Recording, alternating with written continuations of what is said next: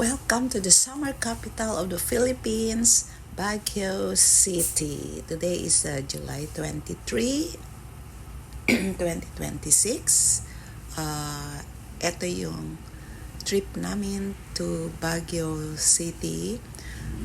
Ito yung third time ko nang pumunta pero mukhang maganda pa rin. Andito tayo sa Camp John Hay at sabi ng mga anak ko, puntahan daw namin yung Bell House na parang na-amaze sila sa ganda. Ito yung bahay na na-build 100 years ago. Siguro, hindi ko alam kung sino may-ari nito, pero siguro malamang na mayapa na. Halika, silipin natin ang buong bahay. Ito yung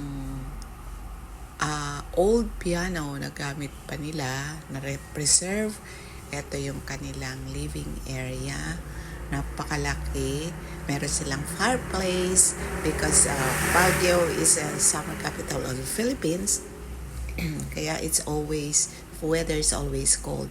Ito, sinilip ko yung dining area nila, which is huge. Lakad-lakad, tapos nandyan yung kwarto, napakaganda. They were able to preserve the furnitures made of wood, and this is the second fireplace. It's really a nice house. Tapos ayan, lakad-lakad, get to see the room. I don't know, this is I think the dining room, and it became a tourist attraction in Baguio City. Ayan, tapos ito yung I think ito yung papunta sa kanilang first bedroom. Ito yata yung master's bedroom. No, other room with 2 single beds. Maamoy mo, pero napakalamig ng panahon, kaya magandang mamasyal. Ang problema lang, umuulan nung nandun kami. Yan, eto yung isa pang fireplace. Pinakialaman ko kasi parang curious ako. Eto siguro ang master's bedroom. Tsaka pakaganda ng sahig kasi wooden siya, tsaka makintab.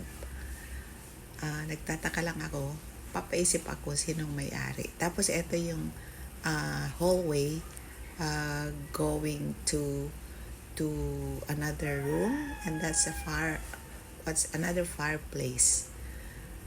Okay. Ang furnitures nila is made of bamboo. Even the beds, they're made of bamboo, but very still, it looks like new. Ayan, going out, eto yung overlooking mo na yung forest, as very parang calming, refreshing. Nagkaroon ako ng pagkakataong mag-post.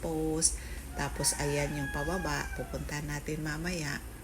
Eto, ayan, pumunta ako sa swing. Enjoy.